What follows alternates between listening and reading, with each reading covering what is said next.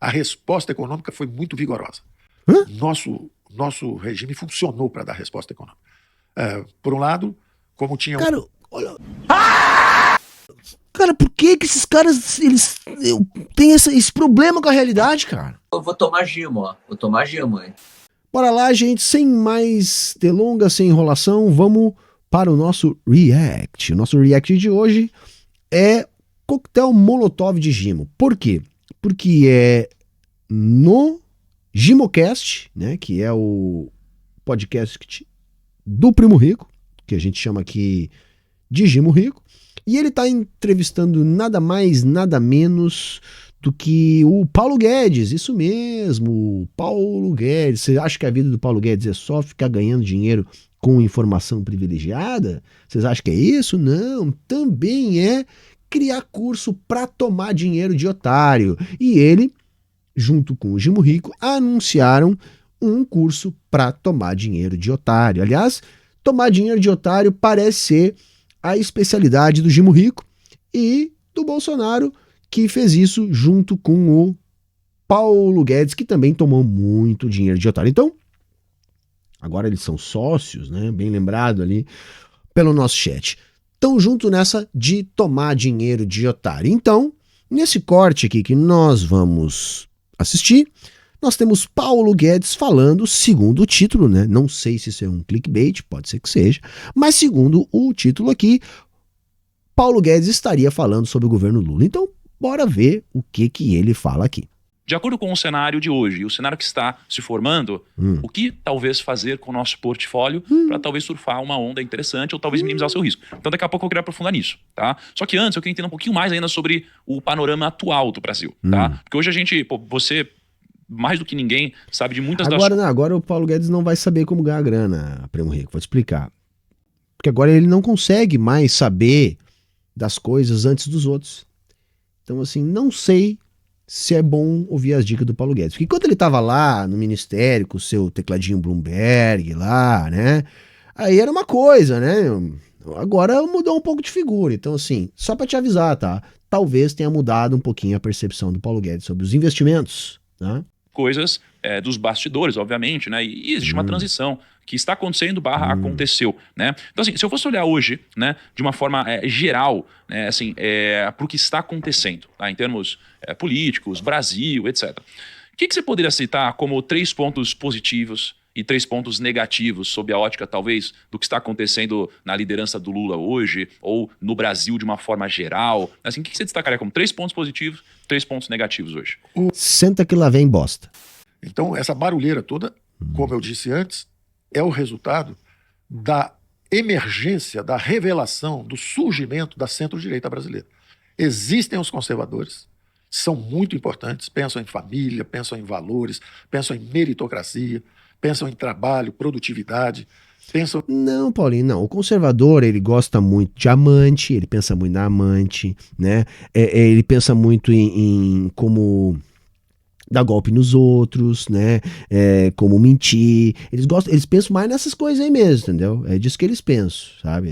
Né? A família tradicional brasileira é mais ou menos nesse sentido aí, tá, Paulo Guedes? É isso que os conservadores pensam, né? O conservador gosta muito de meter a mão no que é dos outros, né? Gosta muito de pregar moral de cueca, né? Gosta de falar mal da coisa que ele faz, né? Tipo, se a gente botasse o que o conservador faz no sigilo, meu velho, atitude correta, camarada. Você vai entender, né? Em religião, pensam em Deus, pensam no país. Existe um trabalho clássico do Max Weber, sociólogo, o capitalismo e a ética protestante. Então, países anglo-saxões que tiveram um desenvolvimento relativamente rápido do ponto de vista econômico, ele associava a ética do protestantismo. Cuida da sua família, trabalhe duro, faça bem aos outros, valores, princípios. Então, essa base, digamos assim, do conservadorismo, está na base do Partido Republicano Americano, está na base dos conservadores na Inglaterra, está na base do democrata cristão, por exemplo, na Alemanha. Essa visão de mundo sempre foi muito produtiva, ela sempre foi muito construtiva socialmente. Só que essa visão de mundo, ela precisa de uma coisinha, que é exploração, que é imperialismo, entendeu? É isso, assim. É muito fácil você enriquecer parte da população de meia dúzia de países do mundo às custas da exploração dos outros, né? Que é basicamente isso aí que aconteceu. E o lance do Weber, né, galera, assim, era simplesmente procurar uma justificativa para um momento de transição, né, do poder temporal, né, que agora estava se encarnando no capitalista. E ele basicamente apareceu ali para dizer, não, é bonito isso que o capitalista faz. Que basicamente é o que o capitalismo faz com a gente até hoje, né? Ao contrário do marxismo, que baseado numa teoria do valor-trabalho obsoleta, errada, acha que para alguém ganhar... Teu cu, cara, teu cu, tá? Teu cu, começa por aí. Teu cu, entendeu? Obsoleta, errada, porque é o seguinte, eu sou capaz de, assim, ó, de apostar que o Paulo Guedes não faz ideia do que é a teoria do valor-trabalho em Marx, né? A correta é uma teoria que esconde o valor, porque na verdade, galera, o papo dos liberais, da teoria do valor-utilidade, tem uma utilidade para a ideologia, que é esconder a natureza do valor. Porque a natureza do valor está na exploração. Então, o que os liberais fazem? Eles dão um plot twist escarpado para esconder o valor, fazendo com que ele não exista. E aí eles observam apenas a dinâmica dos preços. E é muito importante para eles observar apenas a dinâmica dos preços na economia. Porque é na dinâmica do valor que se dá a exploração da força de trabalho. Sabe, galera, não é difícil da gente entender. Vamos pensar comigo assim. A economia capitalista, ela presta muita atenção para determinar se um país está crescendo ou não. Onde, gente? O que a gente tem como principal indicador do crescimento econômico, gente? O que os jornais estampam? Digam aí, chat. É o PIB, é o Produto Interno Bruto. Que é um fluxo da produção de determinada economia. Então vejam, o Marx está tão certo que o Marx ele define, né? E é até um sacrilégio falar isso, que ele define, mas enfim, para ficar didático, ele define o capitalismo como uma imensa coleção de mercadorias. Vocês compreendem? Então, quando ele fala em valor, ele não está falando num valor moral. Ele está falando do que é valorado na sociedade mercantil capitalista, que basicamente é a generalização da lógica da mercadoria. O que é o capitalismo? O capitalismo é a generalização da lógica da mercadoria. O que é a lógica da mercadoria? Bom, o que é mercadoria? É aquilo que é produzido no sentido de deste ser consumido seu valor de troca. Né? É o trabalho abstrato que está em jogo aí. Então, comércio sempre existiu. Desde que há propriedade privada, há comércio. Mas por que o capitalismo é diferente das outras sociedades onde há comércio? Porque não é que há comércio no capitalismo. O capitalismo é pautado pela lógica comercial, ou seja, a lógica da mercadoria, a lógica daquilo que é produzido, destinado a ser vendido. Ou seja, você não quer o valor de uso do que você está produzindo, você quer o valor de troca do que você está produzindo. Então o que você está inserindo ali na produção da mercadoria é o seu trabalho abstrato. Então vejam, a economia capitalista cresce quando o PIB cresce. Quando é que o PIB cresce? Quando o fluxo de produção de mercadorias cresce. Vejam a precisão do trabalho de Marx.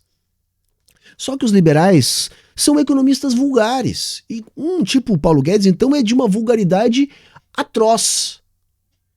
E por que Marx chama esses economistas de vulgares? Justamente porque eles não conseguem entender a substância do valor, que é o trabalho abstrato. Eles não conseguem entender isso. E vejam, esse não entendimento é algo que serve à ideologia porque esconde a natureza dessa substância do valor. Só que a teoria do valor em Marx ela é tão bem feita que as mercadorias no capitalismo elas jamais são trocadas pelo seu valor, embora sejam. E veja, isso não é contraditório. Por quê? Porque o valor das mercadorias se expressa na mercadoria como tendência. sendo a lei de mercado uma contratendência que vai fazer com que, se nós olharmos para uma mercadoria em específico e a gente vê ela sendo trocada no mercado, nós vamos chegar à seguinte conclusão: ela jamais é comercializada pelo seu valor. Nem pode ser. Nem pode ser. Porque só poderia ser se a economia capitalista estivesse em equilíbrio, mas a economia capitalista jamais está em equilíbrio. Ela não opera em equilíbrio. Mas vejam, se nós pegarmos o conjunto das mercadorias trocadas no mercado e olharmos no agregado, sempre as mercadorias são trocadas pelo seu valor. Então é por isso que a gente diz, olha, jamais é trocada pelo valor, embora seja. Não há contradição nisso. Agora imagina se essa topeira vai ter condições de entender uma coisa dessas. Então é mais fácil dizer que não tem. É mais fácil dizer que não tem. E veja, isso não é uma coisa apenas utilizada pelos liberais mais vulgares, como o Paulo Guedes, que assumiu o ministério sem saber como é que funcionava o orçamento. Isso também é algo onde os liberais mais ilustrados, tipo os keynesianos, também se apropriam, porque Keynes também coloca o valor para baixo do tapete. A diferença é que o Keynes viu que o segredo estava na demanda. Então era necessário fazer as máquinas produzirem para que o capitalismo não morresse. Keynes era um defensor ferrenho do capitalismo, porém muito mais inteligente que os liberais mais vulgares. Do tipo do laissez-faire, que nem esse mofado do Paulo Guedes, que defende um liberalismo do século XVIII. E aí vem falar que a teoria do Marx está ultrapassada, feita mais de 100 anos depois da teoria que ele defende. Porque é isso, eu acho curioso, né? Essas topeiras falar esse tipo de coisa. Ai, a teoria do valor do Marx está ultrapassada. Ah, tá ultrapassada, é claro, tá ultrapassada por uma feita 100 e tantos anos antes. Entendeu? O cara tá usando David Hume. David Hume vai teorizar lá sobre a teoria quantitativa da moeda, que é o que essa anta vai atrás. Entende? E aí eles ficam lá fazendo joguetinhos de teoria baseada em equilíbrio geral. Cara, que abstração maior do que essas teorias baseadas em equilíbrio geral, sendo que a economia capitalista nunca está em equilíbrio. De que adianta você teorizar sobre uma realidade que ela é tão hipotética que ela jamais é observada? E é literalmente isso que os liberais fazem, gente. É isso que eles fazem. Então fica um lambendo o outro, um citando o outro, discutindo sobre coisas que sequer têm ligação com a realidade. Mas enche a boca para falar essas merda aí que nem esse imbecil tá falando aí. Só o que esse tipo de imbecil sabe é ganhar dinheiro com o dinheiro que eles herdaram, tá? É isso que eles sabem. Porque é fácil, né? Não precisa ter mais do que 2 neurônios para fazer isso. Outro tem que ser explorado, que é falso. É completamente falso. Quanto mais capital, nós vamos aprender isso, por exemplo, no curso, quanto maior a acumulação, o ritmo de acumulação de capital, por isso que eu queria fazer uma previdência com regime de capitalização, porque quanto mais rápido o ritmo de acumulação de capital, muito maior a produtividade do trabalhador. O exemplo clássico. Como é que é? Se você sozinho, se for um jardineiro, for trabalhar, você fica 2 dias arrancando a grama com as mãos. Se botar um pouquinho de capital na sua mão, uma tesoura de cortar grama, você já faz um jardim em 1 dia. Se botar uma máquina de cortar grama, quer dizer, De onde é que vem o capital, imbecil? Pra botar a tesoura. Outra coisa besta, né? Outra coisa besta. A tesoura não é capital, né? Mas tudo bem. Tudo bem, mas ele tá fazendo uma analogia aí. Mas uma outra coisa besta que essa galera que é liberal defende e que é só pensar, é só prestar atenção, é aquela ideia de que o investimento vem da poupança. Gente, não precisa ser muito inteligente para entender isso. Investimento vem da poupança. Só poupa quem tem para poupar, né? Se você não tem, vocês hão de convir comigo que não dá para poupar, né? Eu só consigo poupar o que eu tenho, não é isso? Então, assim, nós estamos falando aqui em produção, né? Então vejam, para que eu tenha alguma coisa, esse alguma coisa teve que ser produzido, perfeito? Vocês concordam comigo que para que eu tenha algo, essa coisa teve que ser produzida? E vocês concordam comigo que para que alguma coisa seja produzida é necessário investimento? Eu tenho que investir na produção. Não é isso? Tem que investir na produção. Então vejam, como é que a poupança vai gerar o investimento se para investir, né, para produzir, eu preciso investir primeiro? Tá entendendo a contradição, gente? O que eu tô aqui tentando demonstrar? É lógico que o investimento não vem da poupança. O investimento não vem da poupança. No capitalismo, galera, o investimento vem do crédito. Crédito. Tá? Crédito. Então você tem que ter uma fonte para o seu investimento que seja anterior à poupança. E isso se chama crédito. Que se você olhar em toda a estrutura do capitalismo, onde é que isso termina?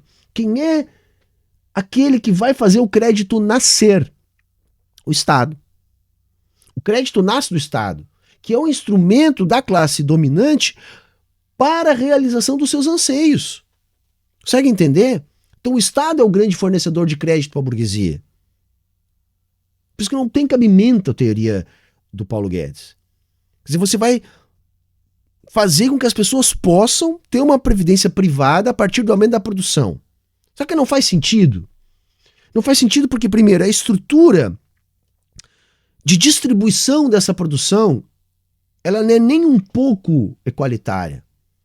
Sendo que a renda para a maior parte do trabalhador é insuficiente para ele manter as suas necessidades básicas. Se ele não consegue nem manter as suas necessidades básicas, como é que ele vai poupar para a sua previdência? O exemplo concreto do tipo de previdência que o Paulo Guedes defende é o caso do Chile, onde mais da metade dos aposentados não consegue sobreviver com aquilo que tem de aposentadoria, onde praticamente todos os aposentados recebem 25% daquilo que recebiam quando estavam trabalhando.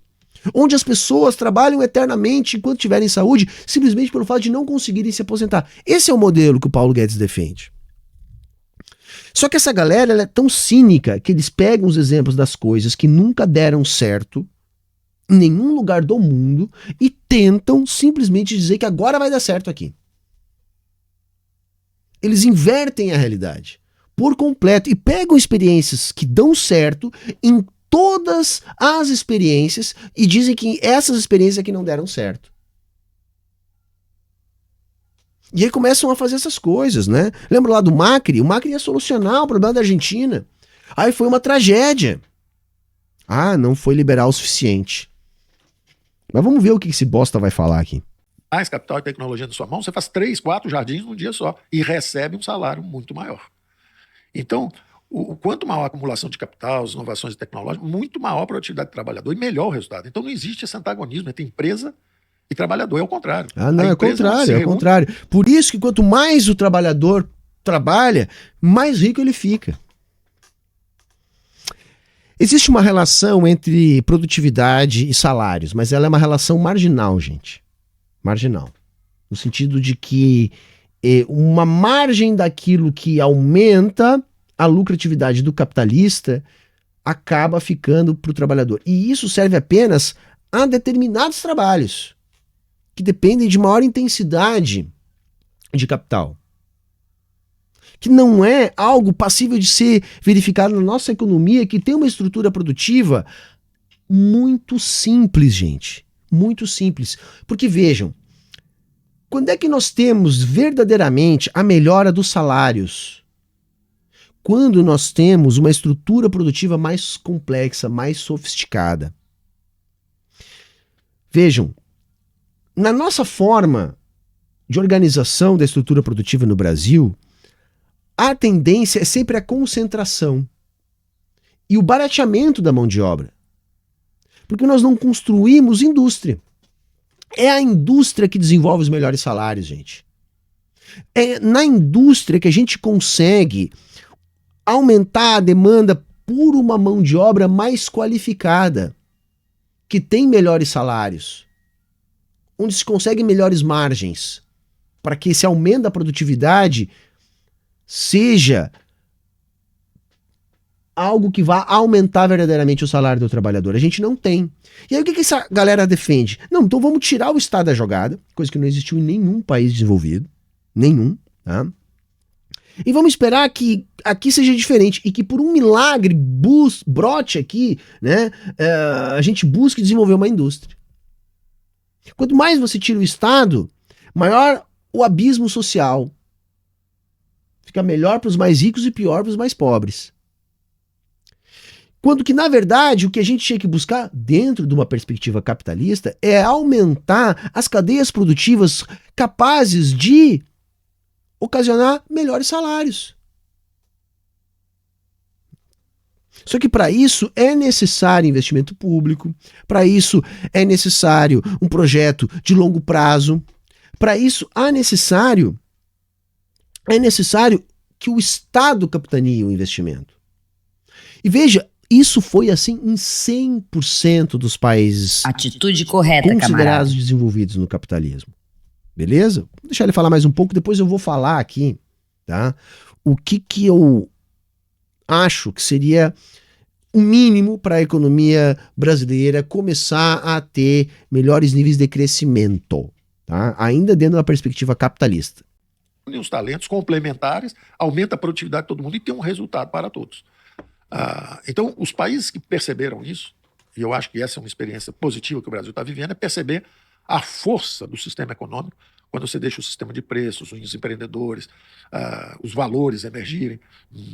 Tudo isso é muito bom para um ambiente democrático arejado.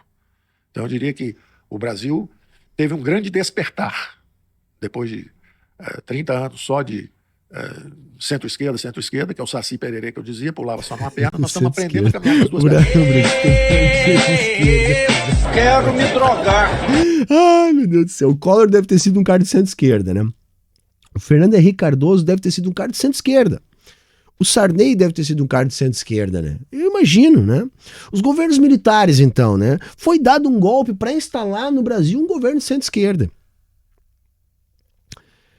Gente, nós tivemos alguns lampejos da centro-esquerda por brevíssimos períodos de tempo e que foram violentamente atacados por todas as lideranças da nossa burguesia.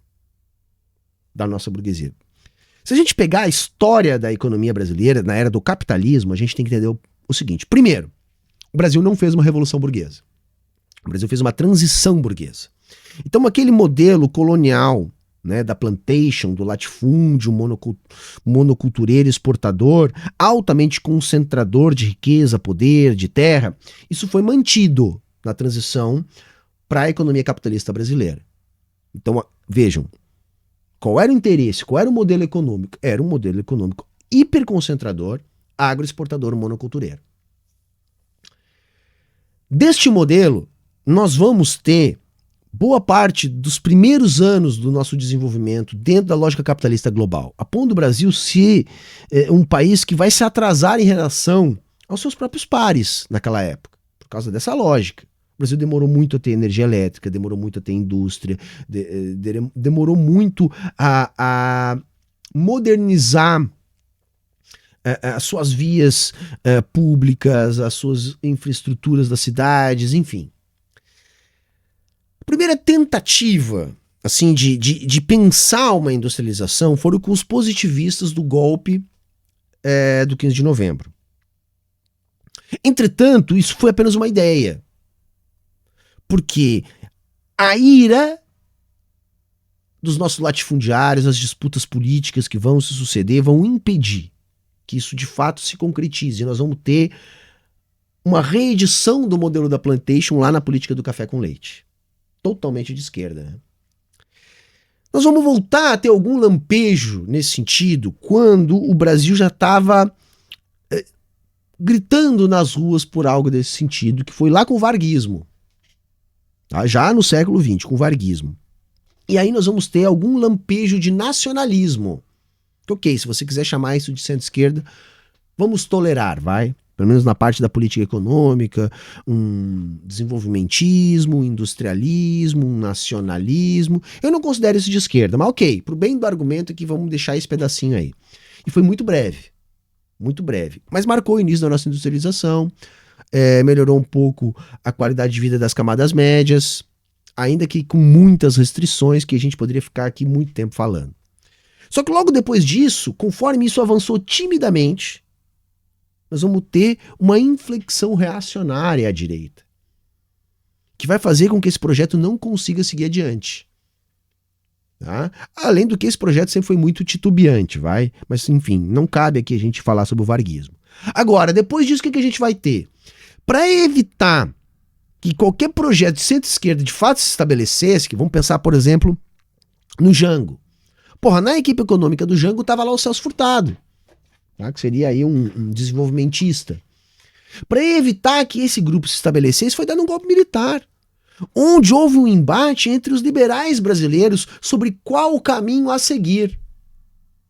Se uma linha liberal mais radical, à la Eugênio Goudin, né? Ou uma linha liberal gradualista, à la Campos Neto.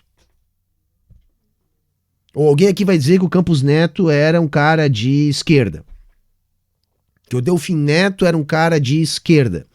Vão ser esses caras aí que vão construir a política econômica do governo militar. Gente, qual era o slogan? Olha que coisa de esquerda isso. Vamos primeiro fazer o bolo crescer, para depois dividir. Esse era o slogan, gente. Isso é muito de esquerda, né, galera? Ah, mas tinha uma política industrial. Galera, política industrial era a política liberal do momento, tá? Nós estamos falando de um mundo que vivia sobre essa égide.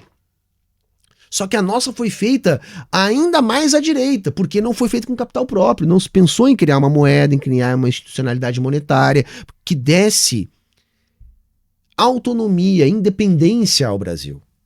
Não, foi feita uma política desenvolvimentista manca, tá? Porque não era financiada por moeda nacional, era financiada em dólar.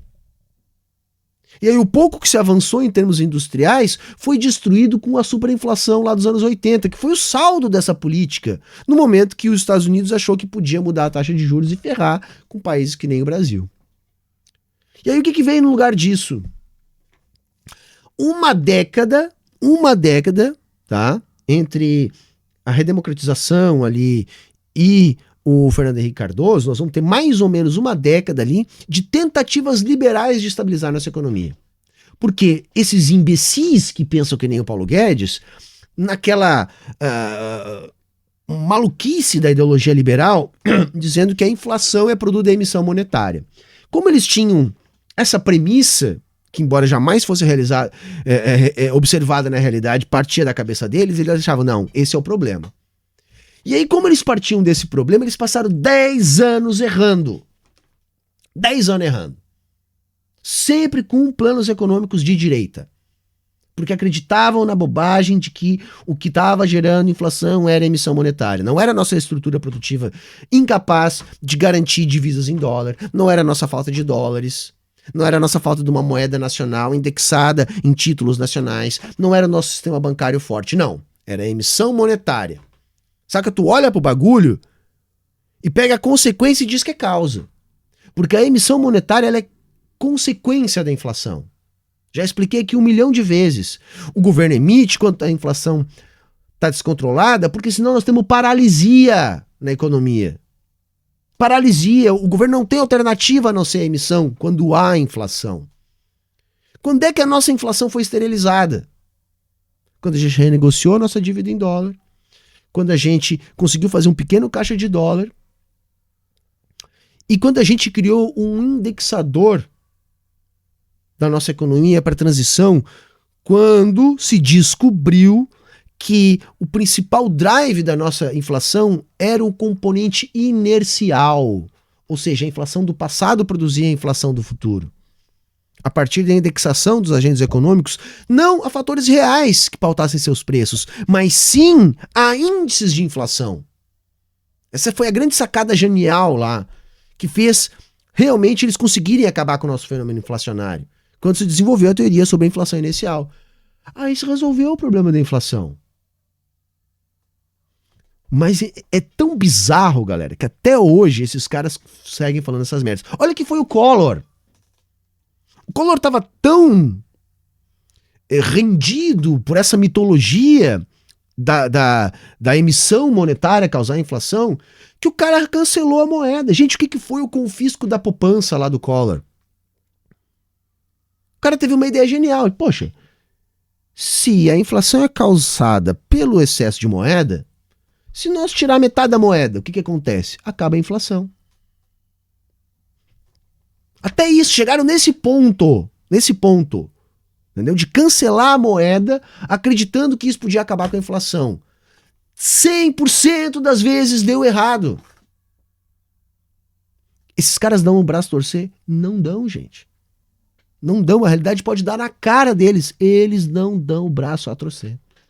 Mas estamos caminhando e caindo. Volta e meia tem uma gritaria, sobe o tom, tem excessos cometidos de um lado e de outro. Então isso não é bom. Os excessos têm que ser contidos. Mas o Brasil está aprendendo a caminhar com esse, digamos, espectro político muito mais amplo. E muito... O Brasil está aprendendo a caminhar desde 89 com a eleição. Avançamos em praticamente nada nos aspectos democráticos, no sentido de intensidade democrática.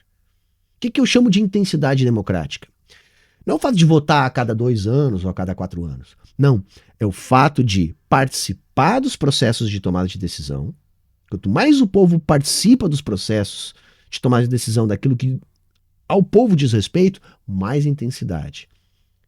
Quanto mais o povo se vê representado pelos representantes políticos, mais intensidade. Tem intensidade democrática no Brasil, gente? Nós somos chamados a participar de algum processo decisório da política, daquilo que nos diz respeito. Quando a gente olha para o parlamento, seja ele em qualquer esfera, a gente se vê representado.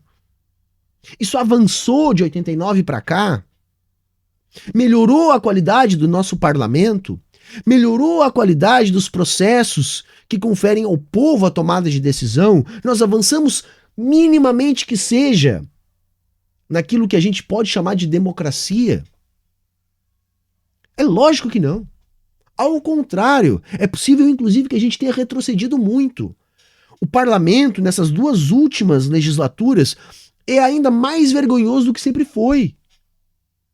O descolamento da realidade do povo. Ninguém se sente representado pelo que lá. Lá tem fascista de tudo quanto é pelo. Lá tem representante da burguesia de tudo quanto é setor. Só o que não tem lá é representante do povo. Ah, não tem. Tá, tem 50 dos 500. Que eu também já expliquei aqui. Faz parte da democracia burguesa ter esse 10% lá de representante. Para quê? Para que o sistema possa dizer, não, mas tá vendo como tem aqui os representantes de vocês? São votos vencidos em todos. Isso é velho, gente, isso é velho. Vocês lembram lá, estudaram no ensino médio lá as magistraturas romanas? Né? Lembram lá a briga toda por ter lá os tribunos da plebe lá, poder de veto e tal? É mais ou menos isso.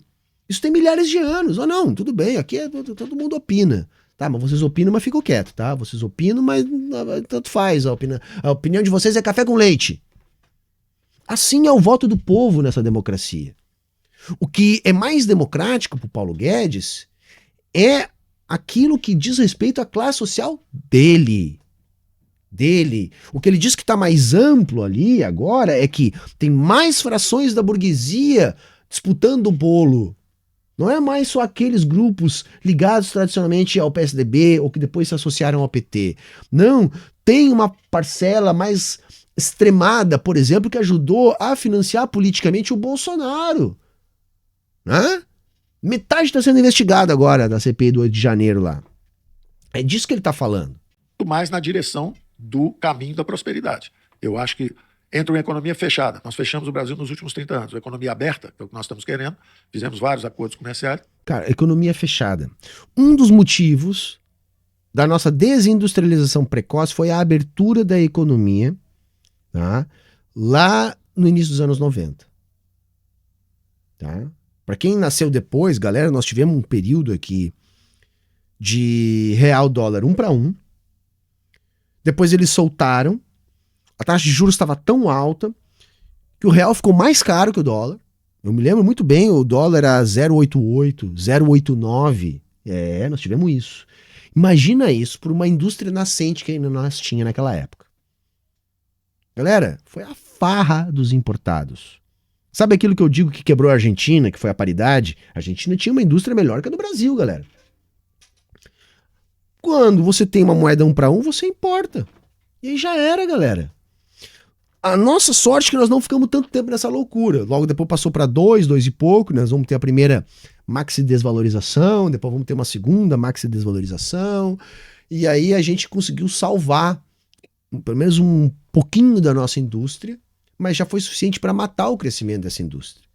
Então, dizer que o Brasil tinha uma economia fechada, isso é rigorosamente mentira. Rigorosamente mentira. Eu defendo fechar a nossa conta de capitais. Começa por aí. Vou fazer que nem a China faz. Chega dessa lambança de vai e vem, de especulação com a nossa moeda. Vamos fechar a conta de capitais. Deu pra bola.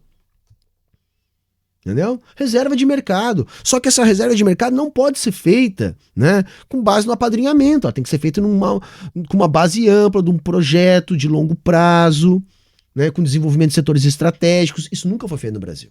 O liberal adora dizer que, de novo vão falar em política industrial, já fizeram 500 vezes. Primeiro, que dessas 500 vezes algumas deram certo, tá? Algumas deram certo. Agora, a maior parte dessas vezes não foi feito no sentido de desenvolver a indústria local, mas sim de apadrinhar a indústria estrangeira para estabelecer aqui no Brasil. Isso foi feito na Zona Franca de Manaus, foi feito com as montadoras internacionais. Saca, compara o que o Brasil fez com o que a China faz. O Brasil foi lá e deu um puta subsídio a vida inteira para que montadoras estrangeiras se instalassem aqui. O que a China faz? Você da Mercedes-Benz quer se instalar na China, quer aproveitar a nossa mão de obra, né, com salário defasado em relação à Europa, quer usar a nossa infraestrutura de ponta, beleza, bota tua fábrica aí, não tem problema. Tem uma condição, transferência de tecnologia, né? Aí nós vamos pegar lá a BioID, sei lá, por exemplo, e nós vamos pegar toda essa tecnologia que vocês desenvolveram às custas do capital que vocês acumularam com imperialismo, com colonialismo, com exploração, e vamos entregar lá para a BioID. Em 3 ou 5 anos, a BioID vai estar produzindo carro igual a vocês. Mas não é uma fábrica gringa, é uma fábrica chinesa. Tá entendendo? O Brasil nunca fez isso, gente. Não, ao contrário, o lobby das montadoras gringas quebrou, por exemplo, a Gurgel. Quebrou.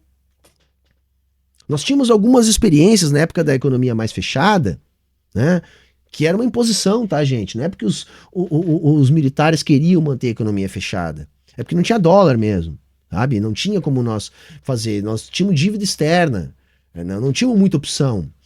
Na época da economia mais fechada, nós tínhamos algumas experiências. Por exemplo, aqui no Rio Grande do Sul tinha a Miura.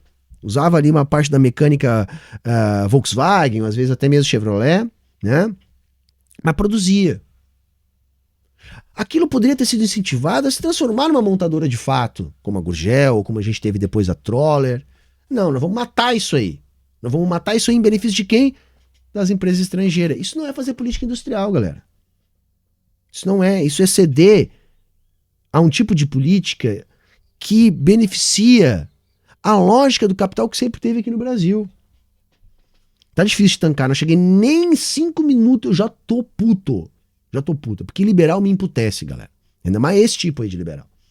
A produtividade vai ser maior, o crescimento vai ser maior, os impostos mais baixos. Então, o primeiro ponto positivo que eu digo é o Brasil segue nessa transição em direção à democracia e mercados. Tudo precisando de aperfeiçoamento. Então, se você disser assim, está tudo funcionando bem, não. Tem muito barulho, tem muita suspeita, tem muita fumaça.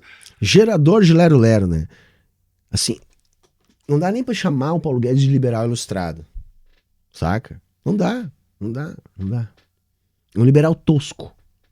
Tem que ser mais transparente o tempo inteiro, tem que acontecer. Então, nós temos que seguir nesse rumo de transição.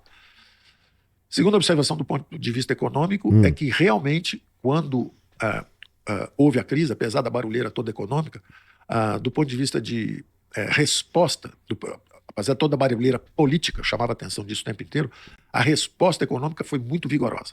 Hã? Nosso regime funcionou para dar resposta econômica. Por um lado, como tinha... Cara, olha...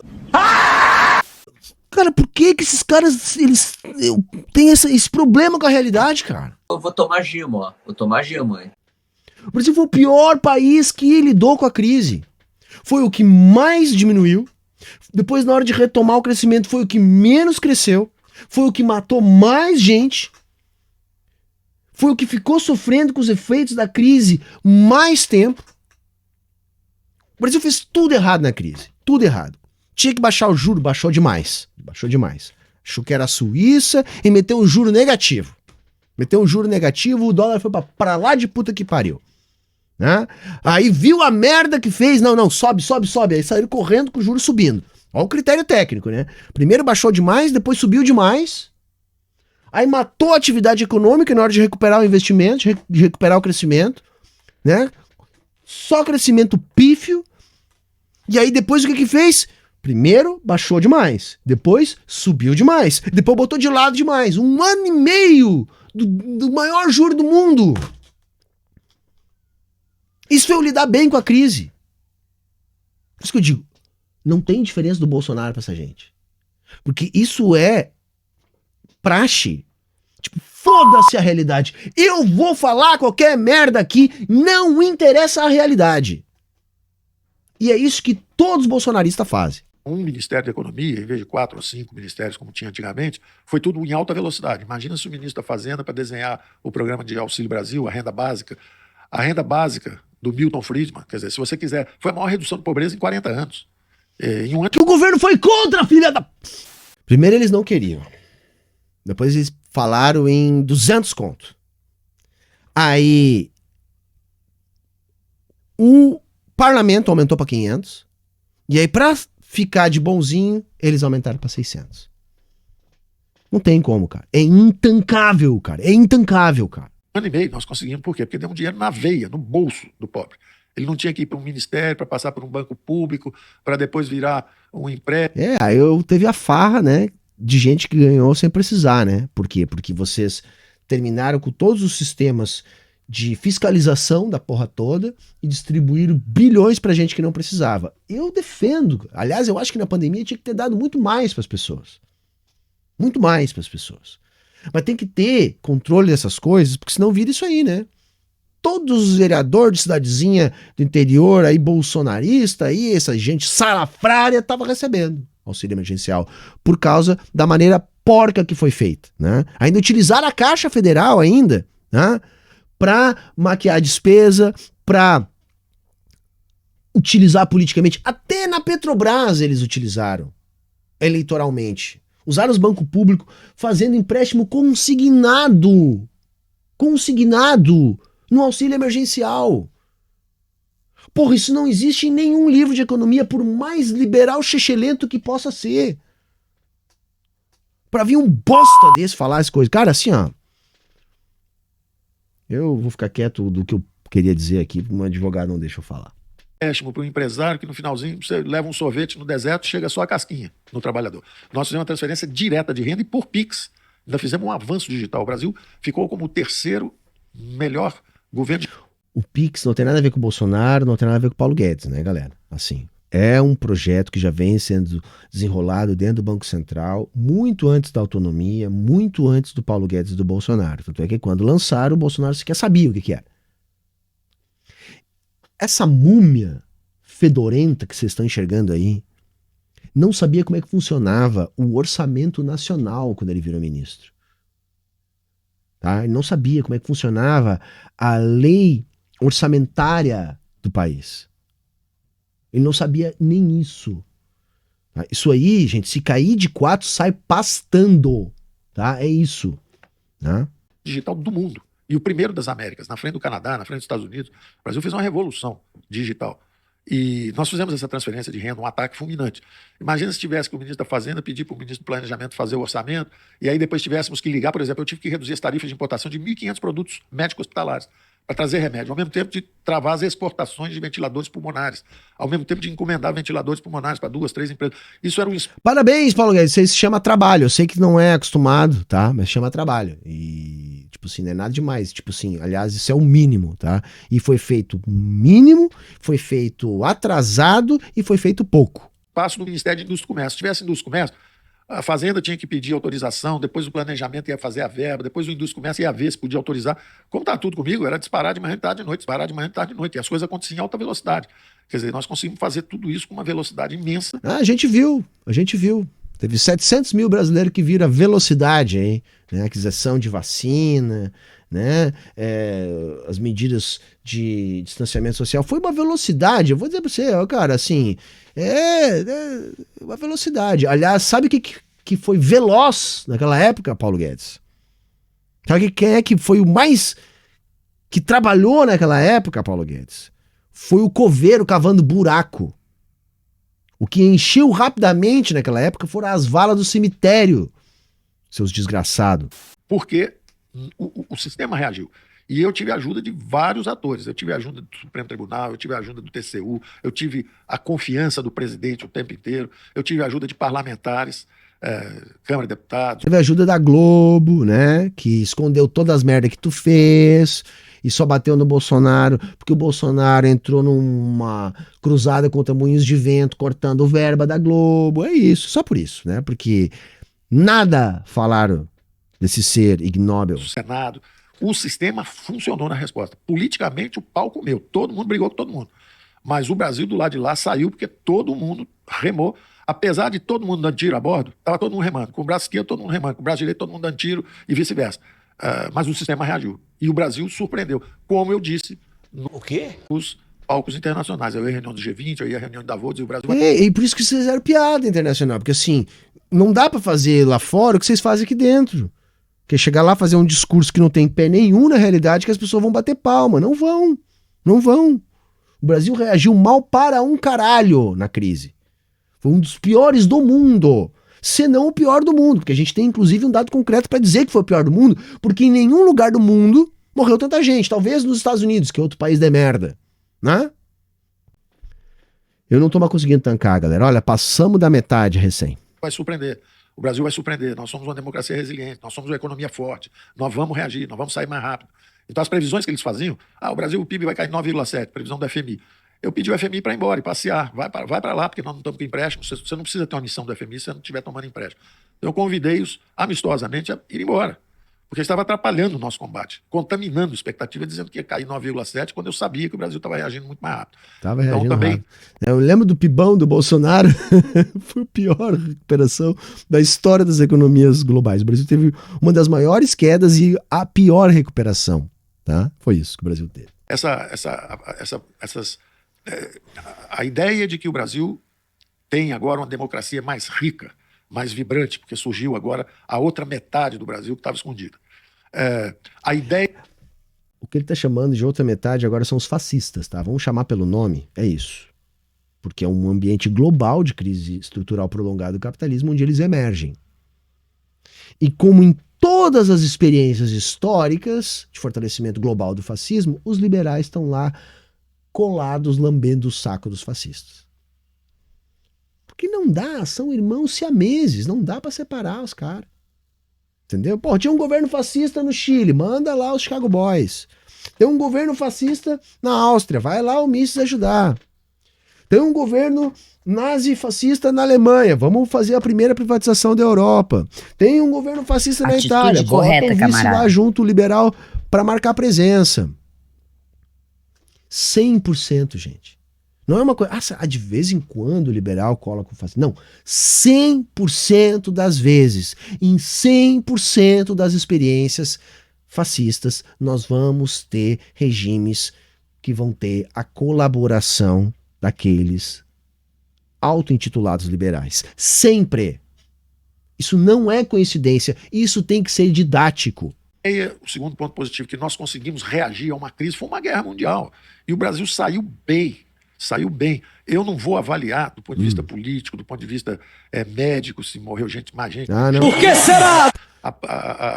Sabe o que é que o Brasil saiu bem? Esse cara ganhou com o dólar a full, galera. A full. Ganhou com o dólar e não foi pouco. Mas aí não tinha conflito de interesse porque ele entregou o portfólio dele, enquanto ele era ministro, para alguém administrar para ele. E esse alguém não tinha acesso às informações, né? Que ele não apenas tinha como informação privilegiada, mas como ele planejava enquanto a policymaker. Então para ele foi bom, né? Aliás, para os bilionários foi bom, né? Nunca se teve tanto bilionário novo quanto na porra da crise. Então é para esse que ele tá falando. Ele tá falando que foi bom para esses. Para quem perdeu parente, para quem perdeu amigo, para quem perdeu emprego, para quem perdeu todas as economias de uma vida. Foda-se, ele acabou de dizer, não me interessa se morreu gente. Foi isso que ele acabou de dizer. Não me interessa. Interessa é o lucro na bolsa. Não é isso? O que interessa é a valorização das doletas. É aquela coisa, né? Se alguns de vocês vão ter que morrer para que eu fique bem, é uma pena. Não é isso? Se alguns de vocês vão ter que morrer para que a gente continue ganhando, é uma pena. É sempre essa a lógica. O Brasil vacinou todo mundo em alta velocidade, tem muita crítica, eu sei que tem toda essa discussão. Claro que tem crítica, seu... Por causa que a estrutura que nós temos no SUS dá para ter vacinado antes de qualquer outro país do mundo. A gente só não fez isso porque tinha um desgraçado de um negacionista. Tá? Que aproveitou aquilo ainda para tentar ganhar dinheiro enquanto as pessoas estavam morrendo. E que só vacinou porque foi obrigado a fazer isso. Canalha de merda. Mas quando você vai ver os números, o Brasil, ao longo de 2, 3 meses, a partir do momento que a vacina ficou pronta, o Brasil ultrapassou. A partir do momento que compraram, você vai esquecer que quem começou a vacinar foi a porra do Dória. Eu não estou suportando mais. Eu estou no limite. Tirando poucos países nórdicos, alguns até deram liberdade para vacinar ou não, tirando esses temas mais complexos, a verdade é que o Brasil imunizou a população inteira. Todo mundo que quis tomar vacina, tomou vacina e está tudo certo. Então nós tivemos uma resposta muito vigorosa à crise, muito forte. O Brasil em transição, em direção à economia de mercado e uma democracia mais robusta, precisa de mais transparência, precisa de mais...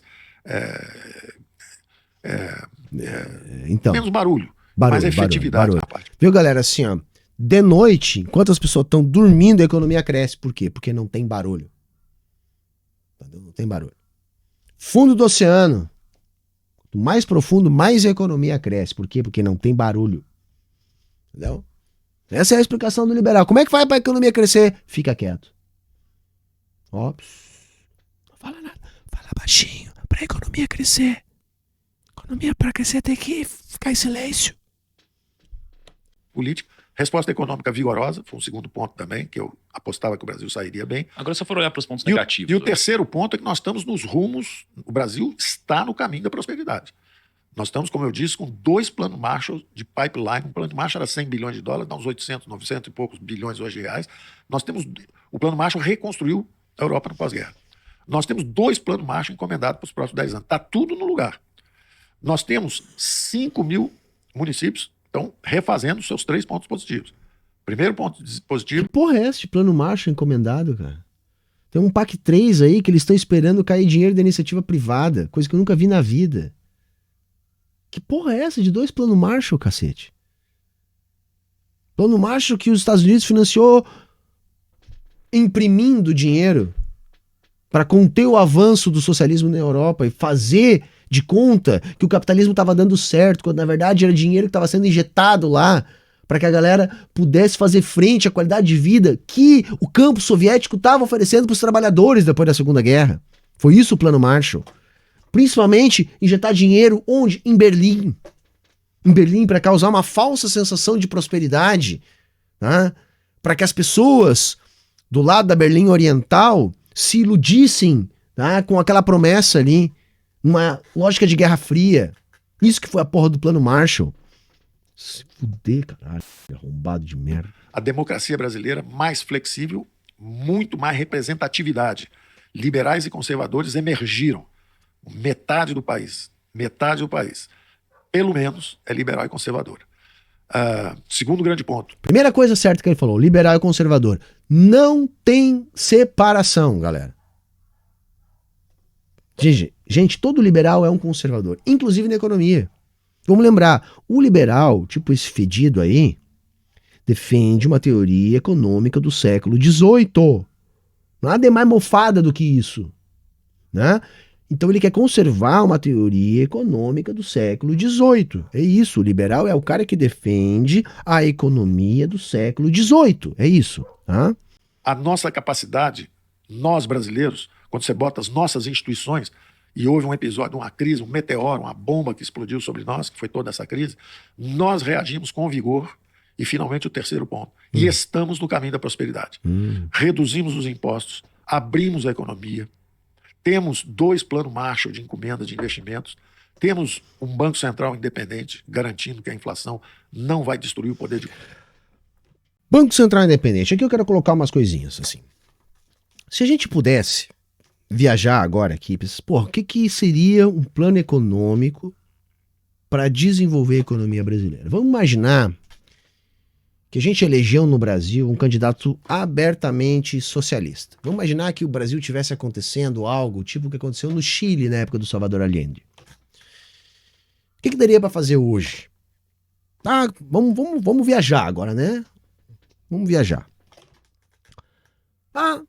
Ganhamos a eleição, projeto socialista, temos, sei lá, 70% do povo com nós, estamos a fim de peitar, não é um governo de conciliação, vamos sentar a borracha. O que nós vamos fazer? Primeira coisa, porque sem essa não se poderia fazer mais nada. Primeira coisa, tomar o Banco Central dos burgueses. Banco Central autônomo significa autônomo em relação ao governo, tá? E 100% subordinado aos burgueses. Então, a primeira coisa, tomar o Banco Central de volta. Sem isso, nada acontece, porque aí o governo não faz nada. Banco Central autônomo é simplesmente impedir que o governo possa fazer alguma coisa. Ou, no mínimo, como está a estrutura do nosso, dificultar bastante.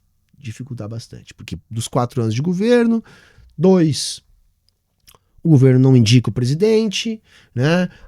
Tem um delay para conseguir indicar a diretoria, tem o Conselho Monetário que vai conseguir fazer alguma coisa, mas jogaram sujeira nisso. Não, o Banco Central tem que ser um instrumento de governo. Não só de Estado, mas de governo. Primeira coisa, então, o que a gente faria no Banco Central? A ideia é criar um outro tipo de mandato para o Banco Central, não mais fazendo que nem a gente tem hoje, que o Banco Central só persegue inflação. Nosso Banco Central só persegue inflação e só tem taxa de juros para perseguir a inflação. Então a gente tem pouquíssimos recursos e tem um único objetivo que é muito pobre. Então, além de inflação, o Banco Central ele teria que buscar meta de crescimento e meta de emprego. Então eu advogo um triplo mandato do Banco Central. Inflação, crescimento e emprego. Tá? Não uma coisa só.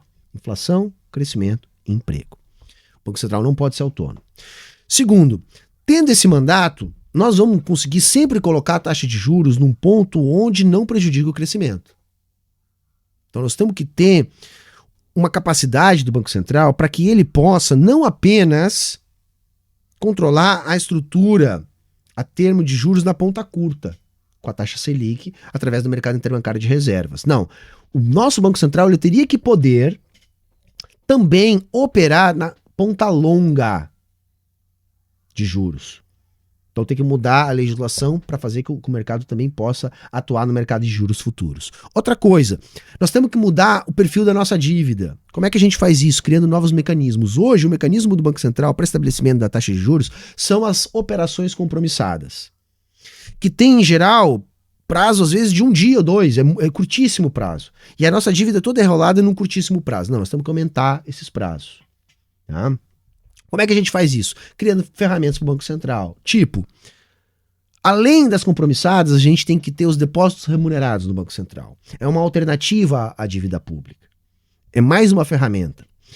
Com isso, com mais ferramentas, a gente começa a ter chance de mudar o perfil da nossa dívida e aumentar os prazos da nossa dívida. Com isso, nós já vamos ter muito mais bala na agulha para mexer na nossa economia. E aí o governo vai começar a atuar como um indutor do crescimento. Então nós vamos fazer um projeto de longo prazo, desenvolvendo as nossas potencialidades. Então, indústria naval, indústria farmacêutica, pesquisa e tecnologia, desenvolvimento setor aeroespacial, setor militar, desenvolvimento de pesquisa, de tecnologia, de agricultura, enfim. Criar estruturas que possam desenvolver uma cadeia mais dinâmica, mais complexa, que possa efetivamente fazer funcionar uma política industrial. Então o governo vai entrar gastando, movimentando a economia. Fechar a nossa conta de capitais. Acabou isso. Empresa estrangeira produzindo aqui, transferência de tecnologia. Se fizer isso, galera, se fizer isso, o país cresce. Não precisa ser um gênio. Não precisa ser um gênio. Só fazer isso. O problema é sempre político. Dentro do capitalismo, a gente já sabe como desenvolver um país. É com política industrial, né? Manter um câmbio desvalorizado, porém estável, né? Não tem problema o dólar ficar 5-1, galera. Eu acho que já tá num patamar bom. O problema é ficar 5, 6, 7, 8. Se chegar em 5 e parar e nós não tiver mais uma instabilidade cambial, só vai. Não tem inflação. O problema da inflação, que corrói o poder de compra da classe trabalhadora, é no momento da aceleração da inflação. Então, se você tem um dólar que salta de 2 para 5, é muito ruim para o trabalhador. Agora, se ele é 5 sempre, passado o salto, é bom. Facilita para a nossa indústria. Dá competitividade de preço para a nossa economia no mercado internacional. Mas por que a gente, mesmo sabendo o que a gente tem que fazer, a gente não faz? Porque o problema é político. Na China, que não tem um problema político, a gente está tendo agora a China em crise. Porra, vai crescer quase 6%. Eu queria ter essa crise aqui no Brasil. Onde a crise é uma crise de crescimento a 6%. Sendo que os Estados Unidos, com todo tipo de estímulo para crescer, estão lá, inclusive agora tentando frear a economia, porque o nível de emprego está muito alto. Vai crescer 2%. 1,5%. Se crescer muito, cresce 3%, um país desses ricos. Aí eles estão falando da China em crise, vai crescer 6%. Porque o problema político foi resolvido na China. Não, o problema político foi resolvido na China. Então não é uma questão de o que fazer para a economia capitalista se desenvolver. O problema é que a política nos impede de fazer o que a gente precisa fazer para a economia capitalista se desenvolver. Compra dos salários, o poder de compra das aposentadorias, quer dizer, que já está em curso esse programa de estabilização. Então, eu vejo essas vantagens. Você diz os pontos negativos. Mas pensando mais sobre a ótica de hoje, assim, não do passado, pensando hoje como está a nossa foto, né? Quais seriam 3 pontos negativos das decisões que estão sendo tomadas? Bom, eu prefiro responder de uma forma socrática, que é o seguinte, Sócrates era conhecido por fazer perguntas. Quando alguém perguntava para ele, ele respondia com uma pergunta. Então ele fala assim, olha, nós controlamos os gastos públicos. Isso é o caminho da prosperidade, mais eficiência, mais foco nos gastos públicos. Vamos cortar para a realidade agora. Entregaram o maior déficit público, né, da história contemporânea do Brasil, né? É que a gente tem que... Porque tudo que ele diz é mentira. Então a gente tem que cortar para a realidade. Se você estiver aumentando os gastos públicos, pense sobre isso. Nós reduzimos os impostos. Controlamos os gastos públicos, você pode reduzir os impostos, a taxa de juros cai e os investimentos aumentam, privados. Como eu disse, são 880 bilhões. Se você começa a gastar mais no setor público, você vai gastar quanto mais? 30, 40, 50 em investimento? Cuidado para não derrubar os 800. Às vezes você vai buscar 30 ou 40 de investimento público, sobe o juro e derruba 800 no setor privado. O primeiro ponto, o juro sobe ou desce é uma decisão política. Taxa básica de juros é estabelecida por uma decisão política do Banco Central. Não é só no Brasil, tá? No mundo inteiro. Depois ele está falando aí da tese do crowding out, que é aquela ideia de que o investimento público afasta o investimento privado como se eles concorressem. Isso já caiu por terra, tá, gente? Isso é uma tese defasada. Por isso que eu disse, cara, ele é ruim até para um liberal safado. Saca? Até para um liberal safado. Você compara o discurso desse cara aí com o discurso do Marcos Lisboa, do Samuel Pessoa, né? É até ridículo, né? Ridículo. Então, se você pegar um liberal dos melhores, sei lá, tipo o André Lara Rezende, então, né? Aliás, se botar esse cara a discutir com o André, esse cara não entende o que o André fala. Entendeu? É tão longe que não entende, né? E veja, o André Lara Rezende é um liberal. Um dos melhores que nós temos, mas é um liberal, né? Aí tu pensa, é isso. Esse cara tá falando da tese do crowding out. E você volta para a estagnação. O Brasil era prisioneiro da armadilha do baixo crescimento. Nós estávamos prisioneiros lá, sem crescer. É por isso que o Paulo Guedes entregou aquele crescimento gigantesco de 1%, né? Pibão do Bolsonaro, né? Lembra lá do PIB privado? Não, mas é porque isso é o PIB. Agora não, porque o PIB privado é porque interessa. Entendeu? Eles criaram essa nova língua, lembra lá da nova língua lá que eles criaram, que era o PIB privado? É isso. É o pibão do Bolsonaro. A geração dos meus pais assistiu um Brasil que crescia 7,5% ao ano, 10, 15, 20, 30 anos seguidos. Sim, né? Porque tinha puta do investimento público. Feito mal feito. Né? Já expliquei aqui por quê, era grana de fora, etc. Mas assim, cresceu por quê? Gente, tem uma coisa que também devia ser elementar. Elementar. O déficit público, né? Imaginando uma economia fechada, o déficit público, ele é idêntico, é uma identidade contábil ao superávit privado. E a mesma lógica também pode ser aplicada ao inverso. Quando um país está gerando um superávit nas suas contas públicas, numa economia fechada você está tendo um déficit privado. Por isso que eu digo, gente, redução de déficit público dificilmente é desejável na economia capitalista.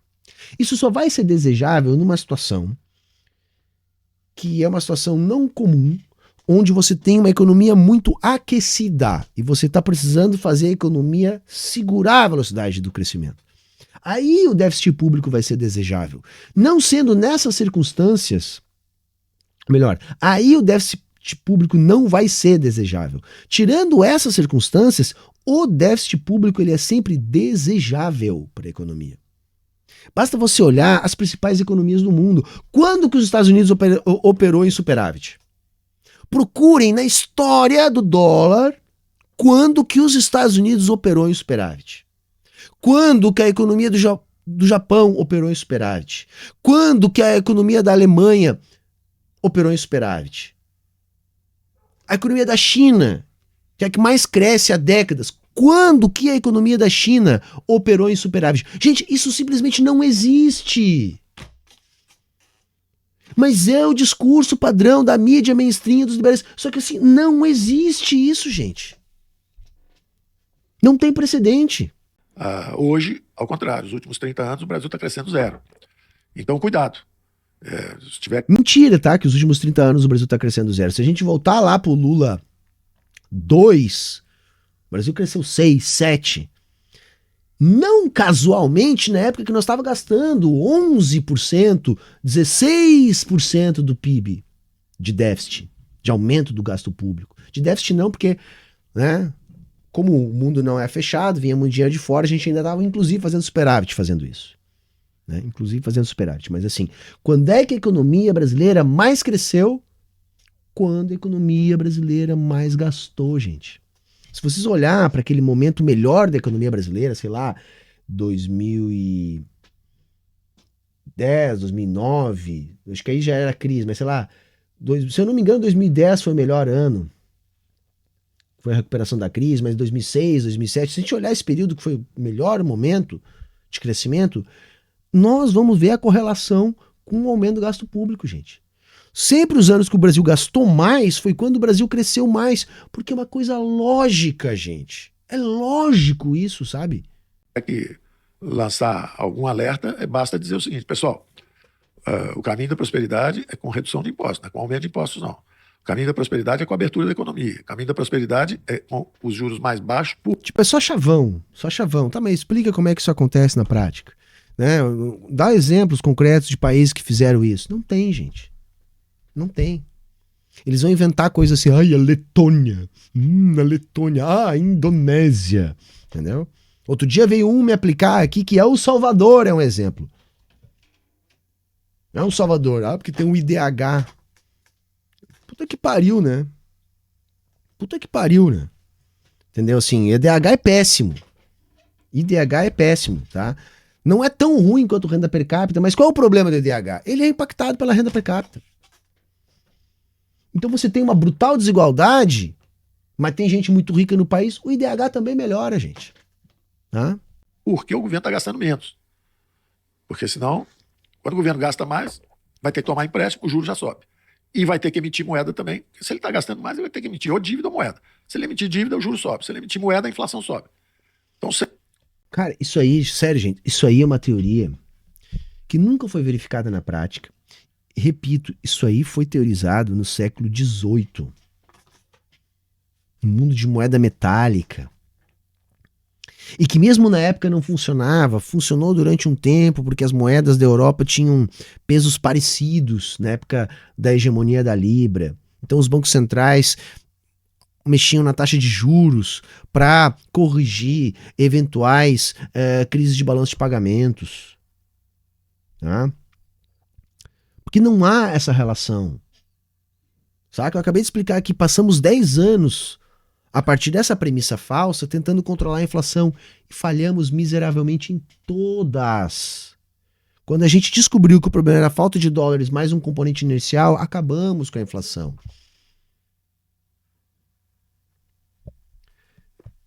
Então, assim, o cara tá, absolutamente jurássico. Jurássico. O cara não tá nem nas expectativas racionais. O cara tá lá no David Hume. É bizarro, cara, um cara desse ser valorizado. Para isso, a gente vê a indigência intelectual dos nossos liberais. Ufa. Acabou. Acabou, ainda bem que acabou. Eu achei que eu ia ter um derrame aqui na frente de vocês. Eu achei que eu não ia suportar. Então, agradeço demais, tá? Agradeço demais vocês que tancaram comigo aqui, porque, olha, isso aqui foi uma dose violentíssima de tortura. Tortura. Tá? Porque, olha, é uma metralhadora de merda e de senso comum. Entendeu? Então, assim, colabora, né? Me ajuda a pagar o meu tratamento. Então dá like aí, compartilha, escreve alguma coisa aí nos comentários. Pra ver se pelo menos tenha valido a pena, tá? Esses anos de vida que eu perdi aqui assistindo, tá? Esse coquetel molotov de chorume. Beleza, gente?